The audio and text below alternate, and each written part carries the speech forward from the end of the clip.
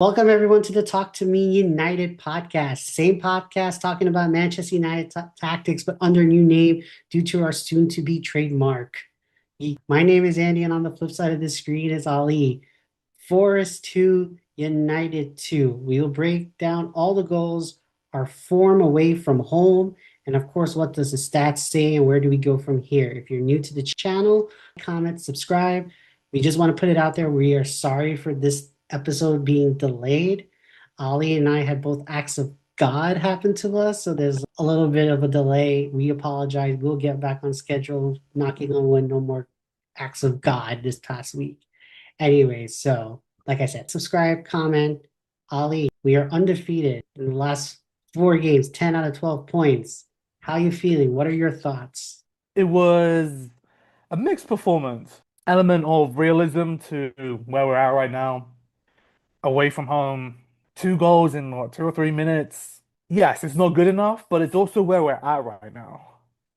I think Dallas gotta go, man. Dallas gotta go. I really, So we're yeah. filming this on the Thursday after the game, and it's come out to us from Samuel Luckhurst's former men, now son, has dropped that Dello and Ruben Amorim are distant cousins. They share the same, they're both grandsons of somebody they share. So you're talking about family right there. I don't know if he's going to sell family. Oh man, it's not even Cell family. I think Dallo he's got okay squad player, right? I think he's got a few more injuries recently, but when he first came in, he was relatively fit, always available. But his awareness is just not there.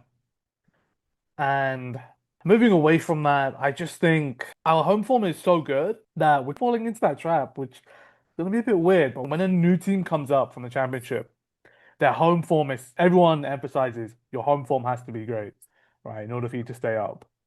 But this is Manchester United we're talking about, and it's not good enough just to have a good old home form. You have to go on the road and get results. And that's last minute Ahmad chance. That would have been a great 3-2. But 2-2, I think was a fair result. Flaws again in the midfield. But overall, we didn't lose that game. We definitely would have lost that game last season. So I think act of just an element of realism has peeped into the surroundings of the team. So those are my thoughts. How are you feeling? No, I agree in terms of that's a game we would probably lose last year. I think we show resilience and the mentality is starting to change and we're showing a little bit more oomph to everything of 2-2. And we could have taken it at the end there with Ahmad's chance, like you said. But I feel like the mentality is changing 2-2. We fought back. We did everything we had to do. I just felt like we talked about this with regards to low block teams, and we have the possession, and we just don't know what to do with the ball. I didn't feel like that in this past game. I felt like we had the ball. We know what we were doing. It just wasn't clinical and linking up with play like how it is at Old Trafford. I feel like things are rushed, but they had their opportunities. They were carving out and picking out their spots in the final third or top of the box. And then when they're trying to do that extra pass or trying to take on a shot, it's either getting blocked, going wide, whatever. But I felt like the intent is there. They are creating opportunities. And I feel like that's different from last time. And also, too, when you think about previous managers and how would they play, what is it, like Moyes 10 years ago? It was one game we did, I don't know, 50 something crosses into the box. We were just getting the ball out wide, just crossing it to see if Fellaini can hit it down or whatever. And it's just like, that's not there. And I feel like we haven't seen that with Ruben in terms of going against the low block teams. I feel like he is trying to find a way of going through the middle, slicing it up. And also, yes, maybe because he doesn't have his wingers, I don't know what it is. But then also, let's be real, the two center backs of Nottingham Forrest are 6 foot some, Beasts. they're beasts, right? And when we go into Casemiro's goal, it's perfect of how they took that set piece. But I felt like you can't really cross them because I feel like that's how we would break down a low block team or trying to play under them and stuff. I felt like with Sesko being tall and lanky and getting muscled by those two central defenders, it's hard. The center backs, it's hard to go past the line or go behind them and try to nick the one in. So I felt like I think doom and gloom would be like we can't do with low block and we're still struggling with that. But to get salvage at least 1 point feels good. And then I think that we haven't played with a lot of individual errors in this quote unquote unbeaten streak. And I think individual errors cost us 2 points, essentially. Dallo not actually Dallo playing the man on for the goal for the second time, but Cunha was out the man out there. He could have Yeah, done better with pressing yeah. and to go down on the ball. And then Adma and Euro for the first one doing a little bit more. So I feel like it's just like these individual errors came back, but at least we showed the resilience of scoring and taking at least a point away.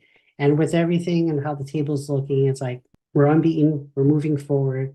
You see the style, you see the play. Let's just go with it. I think you make a good point about the low block. We do struggle with that. And with that, there's been the stat going around Manchester United, when they have more possession, have less points, less XG, whereas when they have less possession, we're picking up more points. So I think that's quite telling of where these players and Ruben is at. And the low block is gonna be a hurdle for us because a lot of these teams, once they figure out your weakness, they're gonna exploit it, right? And Brighton, they don't want to come out and just stay in a low block. They want to come out and play. So like we managed to win that game, and same with Liverpool, and we beat Sunderland because they were in the back four, and once they switched to a back five, like we just stagnated. So it is just a slight cause for concern because I think your ability to beat a low block is so vital once you get to that top six upper echelons of the Premier League. And that as well as the press, right? You want to be able to press these teams. The teams are now going long now. So I think because if you can press a team and cause a turnover, you're not playing against a low block. Right. You can pass the ball, switch it, and we have potential to do that. We're just not as good as some of the other teams, but I can see that working. Definitely see progress there. I've never really worried about United on the counter attack, and now, especially now that we have Mbumo and Sesko. But Sesko, man, I'm like, I think I texted you the game. He might need to bulk up, lose a little bit of speed, but he needs to be more of a presence. And he needs to be nastier, man. He needs to be like, there needs to He be a bit needs more shithousery from him. He looks like a kid, you know? he needs more hunger. Hunger in Ah, the right way of not being greedy and taking the shots because he did take away a couple of shots. He was not in the right position or better position to take a shot in the first 10 minutes of the game. And Bumo cuts the ball in. He takes it, but Bruno was on top of it. Could have done better with that shot. And then also, I think that's your assessment with Sesko is correct in terms of needs to bulk up, needs to be greedier, needs to be a menace to the center yeah. backs in the Premier League. But also, the other thing I was going to bring up was Bruno's shot that hit off the post. That could have been the game winner or changed the game. That's the matter of differences. So that's why it's like it's not doom and gloom. And at least we got a point. We're still chugging along. What is it? 2 points back of Champions League place and stuff like that. 18 or 19 points. I'm not really looking at the table right now, but remember when I said Brighton is the game you need to win? If you're going Right, to draw a game out of Brighton and draw Nottingham Forest, right? right, And it's the same amount of points, but it's right, just the fact that we were able to do three in a row and then right. draw. And that makes Old Trafford that much more intimidating for fans and for the players to go out and really perform at Old Trafford. So If it was just a reverse fixture, I think we would have won it. 3 Old 2, Trafford, 3 yeah, 2, 4-2. Because like I said, they have the intent. The play is there. It's just the quality wasn't there. Maybe if you had the home crowd. And I don't know. I'm not feeling about these black kits because we're not doing so hot in this they look black. good though. They look Good. good. They're hot. They're fly. Yeah, we're not doing too good on them. I don't know. This might be the new gray kit or the new highlighter kit because we got decimated at Brentford. I hated that kill so bad. But man, it's just one of those away games, and it's just in an away game, it's just about game management, and we just didn't do that. It's 2 or 3 minutes, just completely toppled, and we didn't do anything for a good 10 minutes, and I think that's actually kind of good because we didn't concede another. Right. Sometimes you kind of want to be like player's personality. What are they gonna do? And I think they just were let's chill, and then they It's that new um manager bounce. yeah, it's not the other thing. So I was confused and annoyed by the subs, right? We got Xerxes up there, we got Mainu. I think Maguire and Luke Shaw, they're probably a little bit injured. Fine. Don't, sorry, not Luke Shaw. Mason Mount. Maguire and Mason Mount. You're injured. Fine. I remember texting you, I was like, mate, Maguire needs to come on. They were clearly injured. So I don't know why he didn't put Xerxes on. He kept Sesko, and Xerxes had a season in the Prem. Xerxes good in a low block as well. Because Yeah, because he can pass the ball. He's he's okay in the air. But it's just Sesko was just having that bad, especially in the second half. I didn't see him. So I really think Xerxes should have come on. I also think Cunha could come off. If I think Mason Mount was fitter, you could make an argument about dropping, not dropping, but subbing off Cunha for Mount. Oh, Like completely. I after wanted the Mount sun, on. yeah. I wanted Mount on a lot. I wanted him play it just there, right? Because he gives you an energy, some impetus. But I think he was injured, so I don't think that was the option. And Same with also, Maguire. and also Brian too was off. He had a really off game. And it's like we're running into Bruno 2.0. Do you take him off or not? Because he can't create something out of a flash, whether it be Yeah. an assist or making a goal. So I just felt like all of that played in. That's why I'm not beating us up for that. I feel like out of all of the games, this was a fair one. And the loss to City. The other games that we've dropped, we've had our controversies in terms of if this should have been goal or PKs and stuff like that. But I feel like this is not the least, this is one of the least controversial games this Yeah. season and a I was fair also quite. result. It was a fair result, but then just reflecting on it, what could you have done differently in the moment? But I just remembered in the moment, use your subs, man, because for that 10-minute break, for that 10 minute after they scored the two goals, you want to change something after this 10 minutes? It's fine. You've given the players 10 minutes, and I don't know why Menu wasn't on. I don't know why Casemiro was on for They the. actually played 90 minutes. So that He played like, 9 minutes, and I think it's because it's like if Ruben knows if you sub him off, the midfield becomes unraveled. We weren't getting cut up we anyway, were getting cut up. but it gets unraveled. But then also too, this is another point where we've seen it now with Ten Hag and Ruben, and I think it's like an MO with regards to these up and coming fly managers from different leagues, because both Ten Hag and Ruben were getting killed for they don't know how to use subs. The management of the subs is just off because either they leave players too on, they bring in off, don't know, the wrong players. I think every game this season, I think Ruben has subbed off at least one center back as a sub. He's done it every single game of his career. So it's like this is what needs to change, and I don't know what's the foreseeable future of what will change unless it's like we're still going through the dead weight and clearing out it in terms of he doesn't have all the right players. And now seeing the reports this past week that they're not looking at a striker or anything like that. They're looking for, or sorry, no, the thing was a left winger or left wing back. They're not looking for a left-sided wing back in the winter or the summer. They're looking for at least two midfielders and a center back.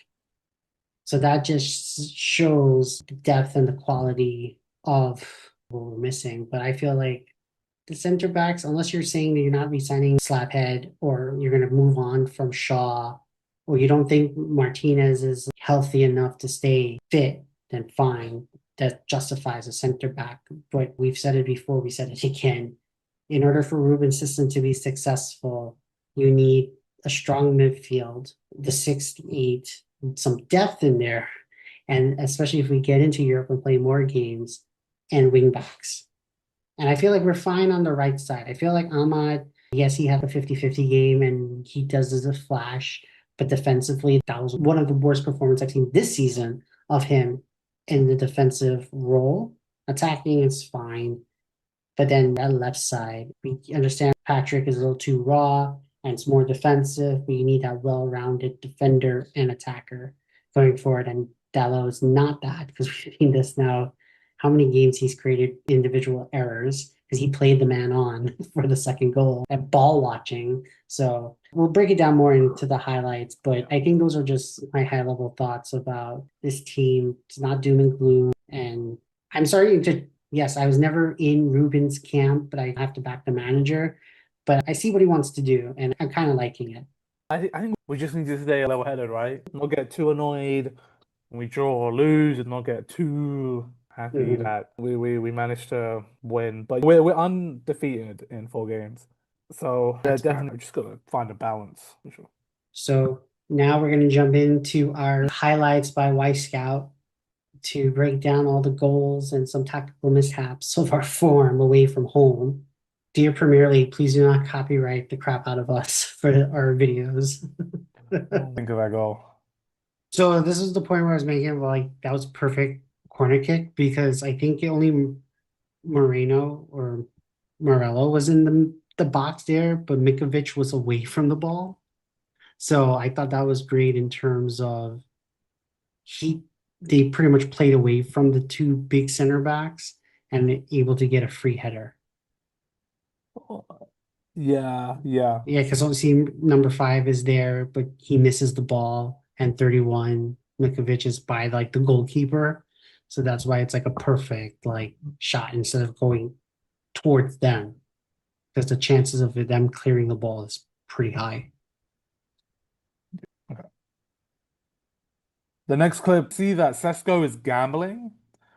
He's hoping that Cunha's gonna flick this on in that movement, and you can see this diamond shape by Nottingham Forest against our two midfielders.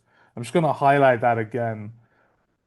We've got our two midfielders here, and you can see Nottingham Forest in this diamond. And look at that space that Callum Hudson-Odoi has.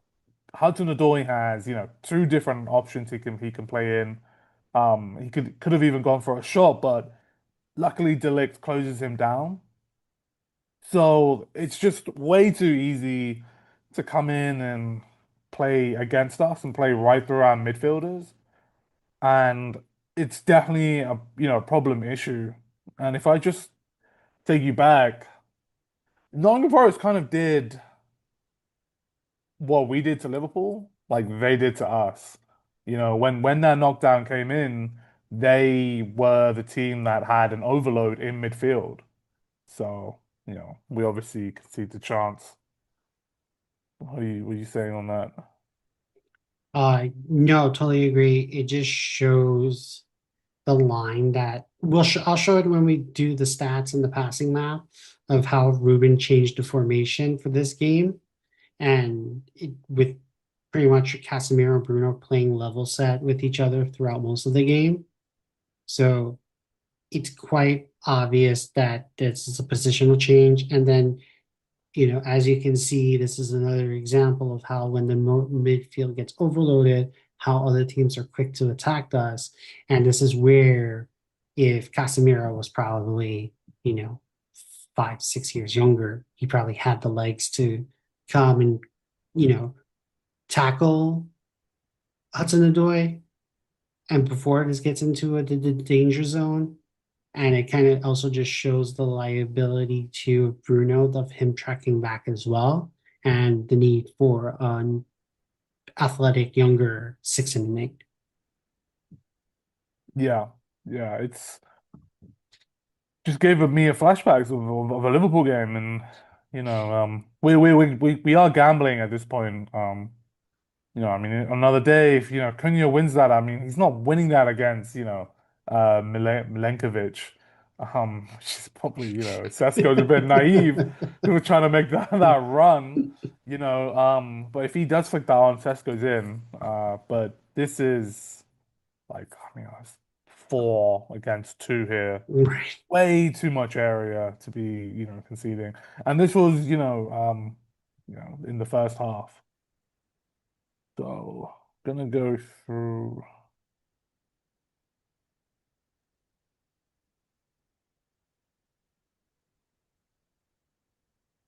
So I'm gonna go through Nottingham Forest's goal.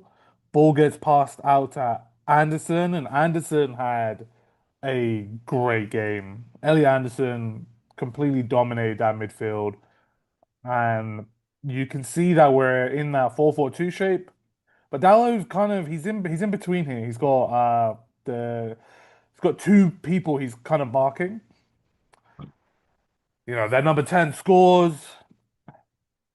I don't really think too much blame should be on Ahmad. I think in the moment when I watched it, I was like, oh my God, Ahmad, like, he you didn't jump, didn't contest, didn't do anything.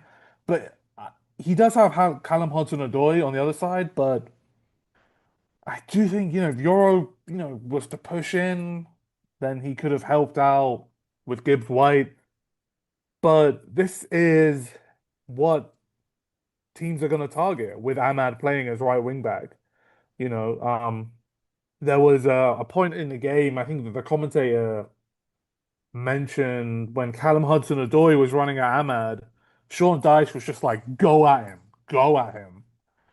And normally Ahmad can kind of hold his own, like defending on the ground, but in the air, he's gonna have to he's gonna have to learn from like some Gary Neville clips, some Patrice Evra clips, being smaller, but also being physical.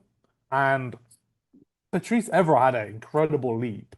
Like he had a really great leap. And Gary Neville was just a bit more tactical, using his body. So he needs to learn that because this situation is going to come out a lot. A lot of teams like to hit the back post. And yeah, I think just defensively, this is what you're going to get from Ahmad. Like he's naturally a winger, probably better in the number 10, but he's in this wingback position and he's doing really well. And as you can see, he did score a banger, but this is just like what you're gonna get with Ahmed. And at this moment in time, yeah, I'm good with it, but we want to see him develop that defensive aerial presence. And he doesn't need to be, winning the The headers. He duels. just needs to be able to like position his body to make it as uncomfortable as he possibly can. And he didn't do that against Gibbs White. And apparently like they're the same height, which is mad. Like on they spoke about it on Talk of the Devils. I thought that was crazy, you know. Because Ahmad is small. Ahmad's a small dude, but I didn't think Gibbs White was that short. I know, right? Yeah. No, but What do you also, think? but no, the thing I was going to say is like he doesn't even have to look at Patrice for clips or has to look at Gary Neville. He can just talk to Martinez because Martinez isn't tall and he knows how to use his body. Yeah, but I think Martinez is different because he's got like a center back's mindset. Um, when Fair. you're a fullback, Martinez isn't going to spend a lot of time at the back post, right?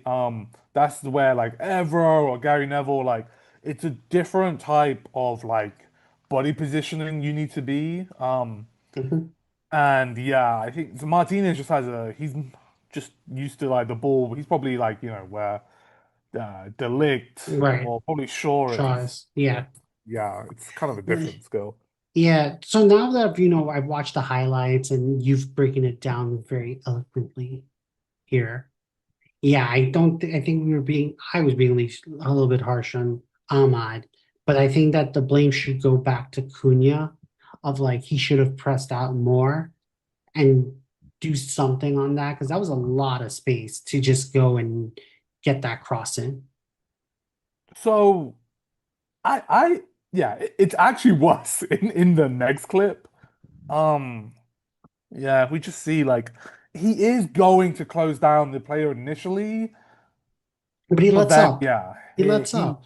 yeah, he lets up and it's Like the that's second too much third space. minute of the first half, Yeah, and they kind of switched off, and that's where the new manager balance, you know, with Daishin there, he's just like turn it up, attack, and then they came out and be ruthless with us with the two goals in like 3 minutes.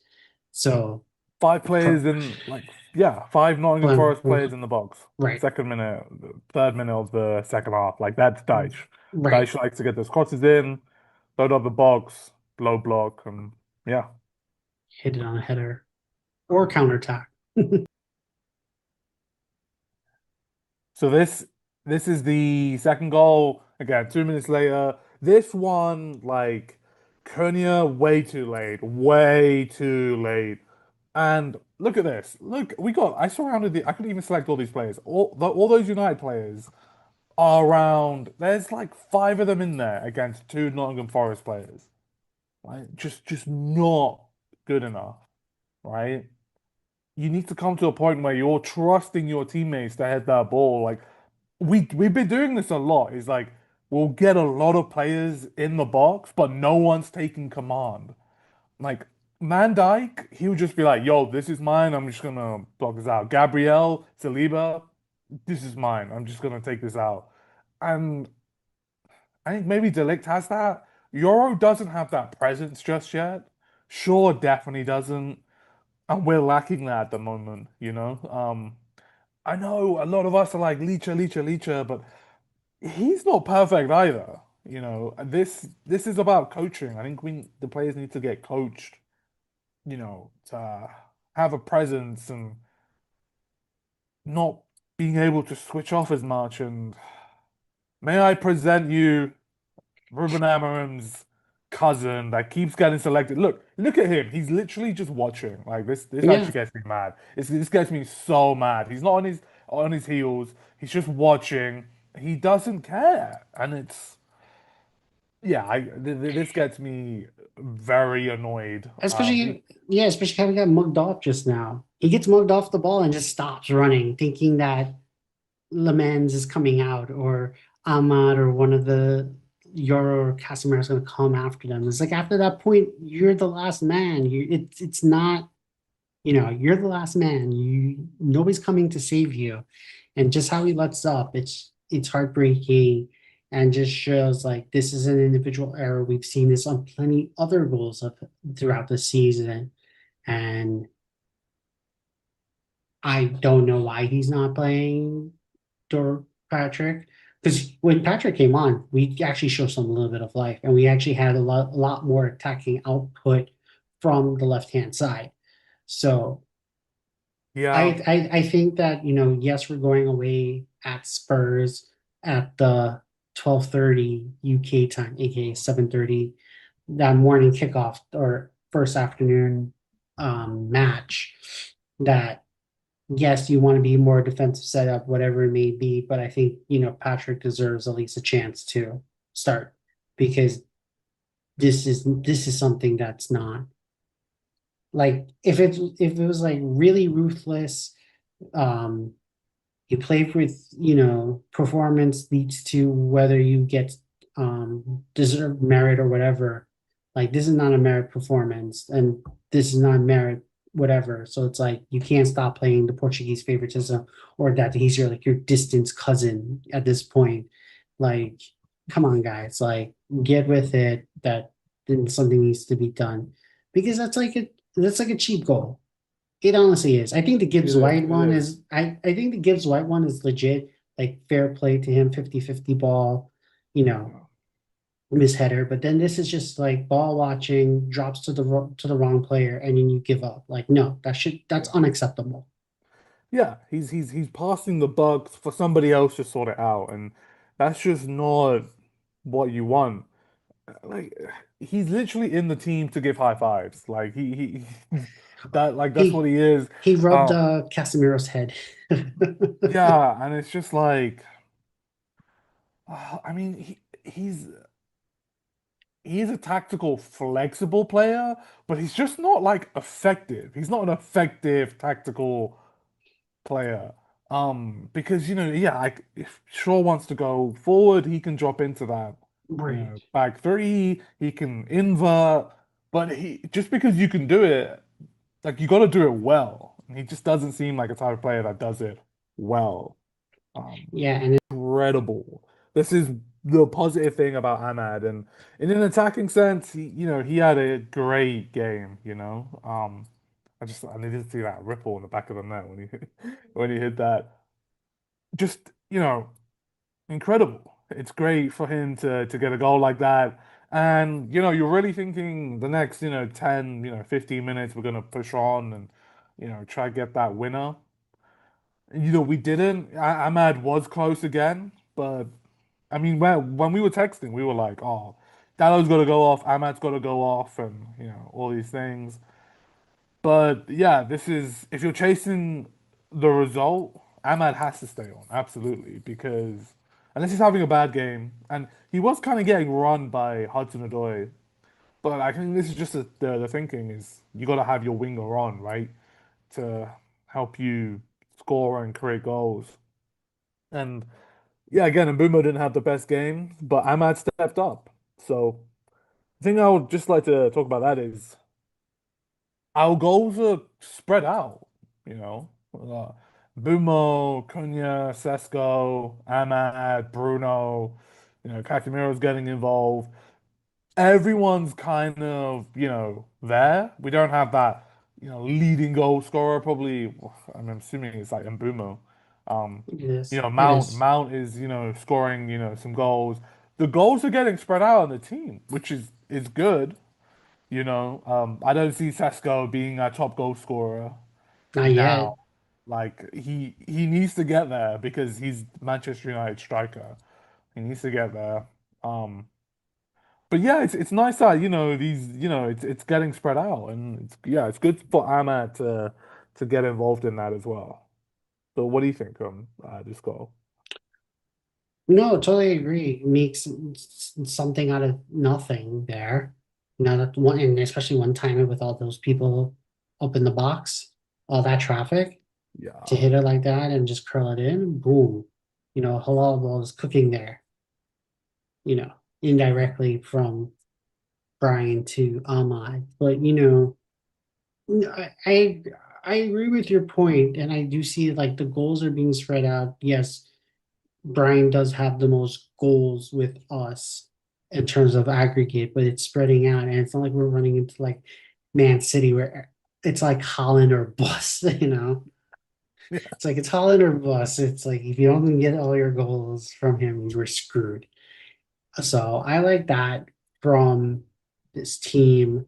yeah, And also it just shows the flexibility in Ruben's system in terms of how we're creating chances, how we're scoring, and also how the goals are coming, whether it be from corners, headers, you know, in the box, in top, inside the six, outside. It's like it's coming all over, hitting you from all ends, counterattack, being on possession, whatever it may be. That there's a reason why I think we have like 17 goals. And that's like one of the top, like, they'll take top four, top five teams with 17 goals. Defensively, we have the issues, and I think that comes from the midfield. We'll put that aside. But just to score 17 goals when we were struggling to score goals last year just shows that the system plus the recruitment of getting the proven Premier League players to take that pressure off of Sesko because he doesn't need to score all these goals. The goals are coming from elsewhere is great. Now we're going to flip it into the stats to Y Scout breaking down the match where we're going to see there is a tactical change that I want to talk about that kind of annoyed me because it was working so well in the previous game. Here's our match report from Y Scout. Quickly going to just run through some things, but basically this here is the formation and the positioning that we were talking about, alluding to before. We pretty much did a 3-4-3, or if you want to go 3-5-2, we pretty much played very flat. And then also I found it funny that Casemiro was a little bit ahead of Bruno, and I see it in some of the clips that we have shown. But in the previous matches against Brighton and Liverpool, it was pretty much a 3-1-4-2, where you had your three center backs, Casemiro be that one, hugging with them, and then Bruno going up in front of the halfway line, playing as that attacking mid, and then you had your wingers and everyone else ahead. So I find it weird that Ruben would change that and not do that. And then also last two games, he had Delo inverting into the midfield to help Casemiro out in the two to allow Bruno that extra freedom to go forward. And in this game, we did not see that. And it's kind of alarming in terms of how we played and how the midfield was getting overrun. And maybe that was it. Maybe that was why Ruben did not have Delo inverting in because of the amount of space that we were getting behind, and that having an inverted midfielder with Casemiro and Bruno maybe that wasn't the answer. But I found it like we were talking about principles, talking about the system and stuff, and this seems like it's maybe a technical change for the game, or this is just starting of we're not fully trusting the system, or we did that for a couple of games where now we're going to go to do something else. I don't know if it's the fluidity. Maybe we'll see what he does against Spurs. But I found this was alarming, and that's maybe why we were a little disjointed compared to the other games of having Dello invert sitting along with Casemiro and having Bruno go up atop. Thoughts? I think probably just adapting to the scenario of the game a little bit because Elliot Anderson was balling out there. He was a problem. He was dominating the game. He was dominating the midfield. And it's not just that, he also had Gibbs White in space, in those half spaces, trying to get the ball. So, probably situational. I don't think it's something that we're going to try and move forward with. Right. And hold that thought with Mr. Anderson. He might be the one, he might be Neo. Mr. Anderson. But we'll get to Mr. Anderson because I do have his stats and I've highlighted because it does show he might be the one. We'll get to that in a few. But here is just the passing map. Again, just confirming what Ollie and I were talking about 3-4-3-3 or 3-5-2, whatever you want to call it. You could see how pretty much Bruno and Casemiro were pretty much on the same line, playing the same high line or playing alongside of each other instead of Bruno going towards going forward, etc. And then the other thing I want to highlight is when honorary member of Halal Ball came onto the pitch for Euro Mazraoui. When he came on, he was a little further up, and we had that one chance with Ahmad to maybe nick one there at the end. This is something where we've talked about it in the past with regards to when De Ligt is in that right center back and he's playing like a wide center back going forward. He's pushing the ball up. He's in this advanced position where Mazraoui is. Euro's not getting that freedom just yet. We've seen in some games he does, but this game I think they were just playing this line of just keeping it compact. And then I guess when Mazraoui came in and we're trying to get that 3 points, he moved further up. But I felt like we need to be in this right center back, or even left center back with Shaw, soon to be Martinez. The right or the left needs to push up further to be in a more attacking for this space here in the final third to give us an extra outlet across a pass, whatever it may be, to our attackers for a goal. I think Euro was in that position because of Hudson-Odoi. Hudson-Odoi, he wasn't just on that left, he was kind of in the middle between De Ligt and Euro. And I think I highlighted that in the preview is like you need Euro back there.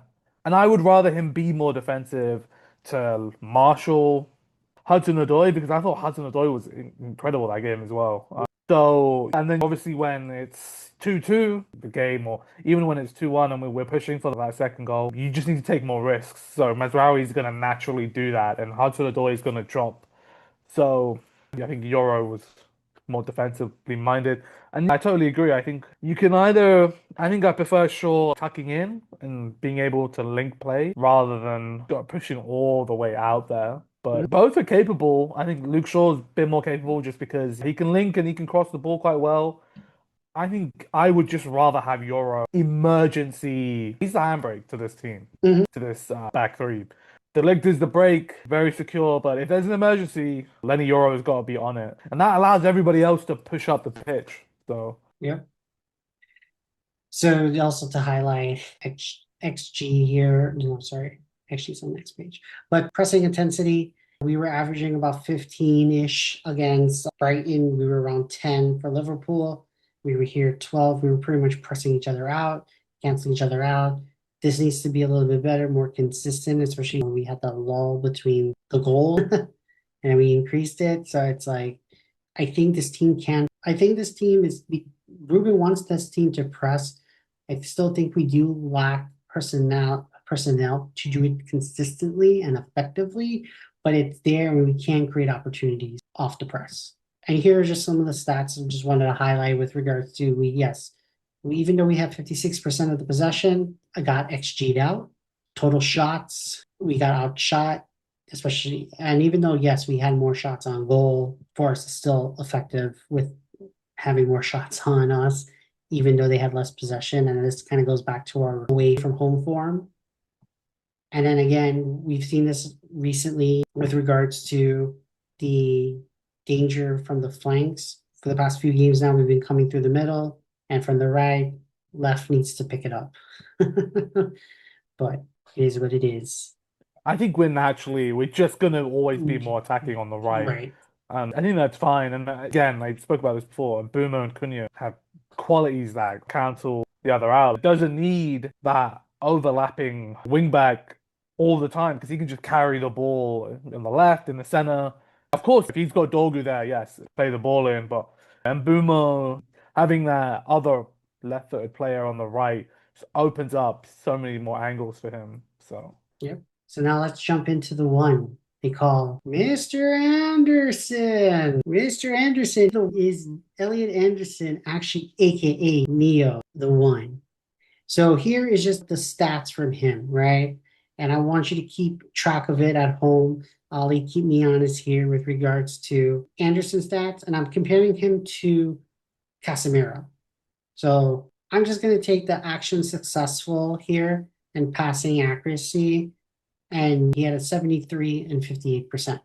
So now I'm just going to jump down to our stats. Sorry, it's just like so action successful about 63%, passing accuracy 82%. So it seems like in terms of action successful, that's a pretty much similar to case.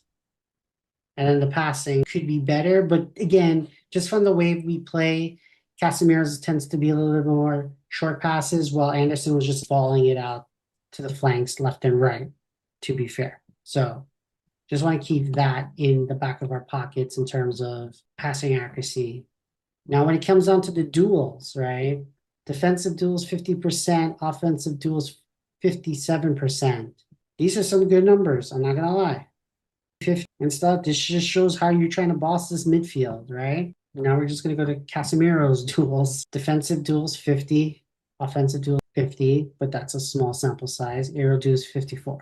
So I don't know, man. I think Anderson is younger and it's getting there. And then now finally, forward passes, not even consider back passes because that's not really like a stat per se, but forward passes about 57%, lateral, short, medium passes, 88 to 78%, and 59% passes to the final third. And the average length was about 9 yards, give or take. So you have the mental picture in your mind now with his Yes, passing stats? yes, Too far. Casemiro, 64. 57. Lateral passes, 88. Final third, 71% and 9 yards, give or take. And two shots compared to three. So I think Anderson might be stat-wise similar on par to Casemiro, but has the legs, etc., to track back and duel it out. And also, too, he can, again, go left and right, being accurate. Your thought with these comparing the two sixes, essentially. So I think Anderson's an eight. I think he can play the six. He plays the six for England. Right. And I think it's very similar numbers to Casemiro. And you can see that Casemiro is the most effective midfielder next to Bruno. But do we need Casemiro's skill set or do we need a different skill set? So, yes, how quick is Anderson? I don't know. I like between him, Wharton, and Baleba to me seems the fastest. Wharton is a different type of player. Wharton's probably more like Anderson, right? So I think we need someone that just really gets around the pitch. And that like Anderson, I feel like he could do both roles. He could be the six and the eight. So if Bruno's here, he could play next to Bruno. If Bruno needs a break, I would have Anderson over Mainu, right? Because Anderson, Whoa. no, and I love Mainu, Right. but Anderson's just a better player, man. He's a better player Yes, in in the in a two. two, in a three. I don't even know at this point. I haven't seen Mainu in a while, right? But Mainu can cook. But we did see Mainu play for England He had Rice next to him. Right. Rice is an absolute baller, but I don't want to And keep dragging Manu into this, but similar numbers, more mobile. And the only reason why I brought Elliott compared to him to Cass is because Douglas Luiz got not sent off, but he got injured and came off. Right. So it's like and then it moved into where Anderson was not going up to where Bruno was up on the pitch playing as an eight. He was just sitting there back, going from left to right, picking a side and just spraying the ball out. That's why I let compare Cass. Because I totally agree. He can play a six or the eight. But Yeah. then when we're talking about in my opinion, we need a true number six and eight. Bruno is just a stopgap this season. Maybe he goes to Saudi Arabia next season, uses money to go revamp the midfield. I've always think we need two midfielders, maybe even Yeah. three if Bruno were to go. But just seeing now, this is the second week of somebody's name attached to us that I feel comfortable him there. And then Yeah. it's like the rumor is that Chris Vale likes Angelo Stiller as the eight, Oh, at the right? eighth. As an eight, yes. Okay. Nobody thinking he could play the six in the Premier League. He could play an eight Right. because he doesn't have the physical presence, but he can progress the ball up, go forward, do the passes. So Right. then, because the theory or the argument would be is you're following the same logic with how you did the midfield and get, sorry, with the attack of you get two proven Premier League players and then you get the experimental outside of the league. So can that be a Anderson Wharton as a six and then Anglo Stiller or Leba if you want to go for that as the eight. So this is where Yeah. it's like you got options. And all these Orton and Anderson, Elliot Anderson's going to cost so much this summer. He's going to go to the World Cup with England. He's probably going to start next to Rice. And he's the fact that that is just going to drive his price so high because it's going to be like a Harry Maguire situation. Because if you're English, you're going to get English tax. We already get Manchester United tax. It's he's going So to would you pay 100 mil or 75 to no. 100 mil I wouldn't pay 75, no. in I would pay January? oh January is different. I would Because you save money. Because if he balls out in the World Cup, you save Yeah, money I think the most I'd spend on Elliot Anderson is 75, right? as a total fee or as a base and then add-ons. Total fee. He's not Declan Rice level. Declan Rice is the 100 million, midfielder. I don't think is worth that either. Like most I'd Mm-mm. pay for him is like that's pushing it, right? So what for me, Wharton, I like Adam Wharton, man. This guy, the way he passes the ball is great. I don't think he's mobile enough though. He's left-footed as well, right? I think so, yeah. Yeah, if he's left-footed, that's I would pay 70. Ooh. In fact, I'd pay 75 mil. Plus Like the United tax. all the taxes included. Like, Okay. don't think these three midfielders, that isn't their transfer value. This is with all the tax added. Right. They're No, no, not no. balling and they're not dominating the Right. midfield. Paying They're for the potential. exactly. You're paying for the potential. Yeah, I haven't seen anything on this Stiller guy. Yeah, one of them ones, but yeah, Casemiro and Anderson having similar numbers, yeah, it shows that, and it's the eye test as well. Like I Right. see Anderson was balling. Right. Anderson was balling. Yeah, He had a yeah, quiet first like 15 minutes, but as the game grew, he grew his presence and was just like up and occupying that space, taking advantage of the space in between the mids and the attacking, progressing, and then setting up shop and then spraying the ball to the Hudson Odoi to cut up through the mid or playing it out wide for them to cut back in. So it's like it's that flexibility and it's like out of Baleba last week and now Anderson this week. and yeah, Yeah. it's different Right. circumstances. Like at home, Baleba's at Old Trafford, but you bring Mainu into this, and you're just like, yo, look, Anderson is doing it now, right? Yes, he is playing consistently every week, and I think that is Mainu's biggest issue. Because I think if Mainu wants to go to the Forest, we would see him, well too. So you almost think that we're gonna let him go on loan. I almost want to see him go on loan, man. I want to see him What consistently play West Ham in was that he has a starting role if they go to where do West they Ham in go? January. They play like a what they play? Oh, Nuno's there. So No, I don't four want to see three one. that. No, I think that's a good fit. Like, I think he should go to Palace, learn the But system, yeah, I was about to say play is in like Europe. I was like, oh, it's a 3-5-2. It's same system that we have Yeah, here. It's still midfield too, but he's going to be playing against Wharton. I think no, if Mainu can play this position or not, because he's got Manchester United's expectation on him, right? Let's put him if he plays for Palace, this isn't gonna happen. If he was to play for Palace every week, it's not gonna be the same scrutiny. Mhm. Like imagine Mainu Wharton alone. Would he get in the team though?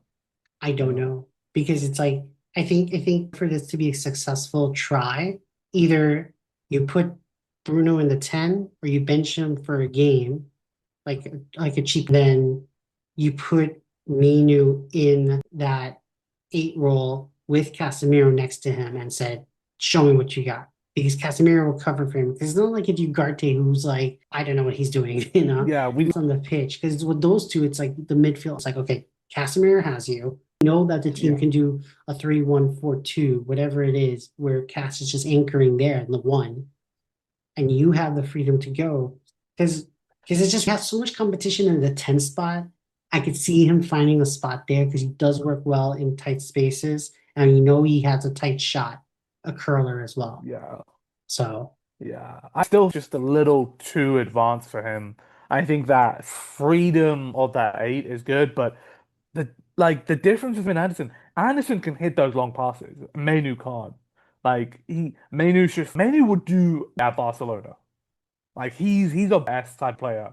Round the corner, yeah, 1-2 touch, he has a low center of gravity, type of. press resistance. Oh yeah, Yeah, yeah, Rashford him. yeah, exactly. They have So looking at him too. So, yeah, I mean, but love to see him there. but we're never gonna hear the end of it if he balls out and is like another Manchester United player who It's the system. It's not the player. It's the system. system. Yes, I know. Yeah, everyone knows he's a baller. We saw that against City in the FA Cup final. We saw that for England. Right. But It's the yeah, system. He it's the doesn't fit. It's, system. it's a system. Yeah. But yeah, so pretty much a review of Forest. It's not the end of the world. We're still here. We're still in hunting for Champions League, hunting for Europe. The sky's, we are competing. We got Spurs next. Hopefully these players can get their asses up and, come out some revenge for that disgraceful loss in May. So bad. Right. So bad. Caught like Ruben today was saying that because he had the press conference today for Spurs, he was like, "Would I like to have a cup play in Champions League and have more players and better players?" Yes, but he's being realistic that in the hindsight, it's that this season is to help prepare us to do deep runs in Europe next season onwards. So I'm trying to trust the system, trust what he's saying. That Oh, I don't know. I you don't know what? know. It's kind of true because you know what? If he had his players or like had more get of the Deadwood team and had more players, I could believe him. Because then you know what? You're graining it every day on the pitch that when it comes down to next year, we hit the ground running. I think a trophy just buys you so much time. Champions League football, It didn't by inch more inv time. more investment. No, but like he it was and he started he was a role for like two whole full or one whole season. Yeah, yeah, he already had the whole season. Ruben came in mid-season, and Ange bought players that bought like Van Vicario. Like in that first, Ange cooked, right? That bought him some time, and then just the fact that he got final that bought him some time. But then they did the thing that we should have done when Ten Hag won the cup. It's like bye, thanks, right?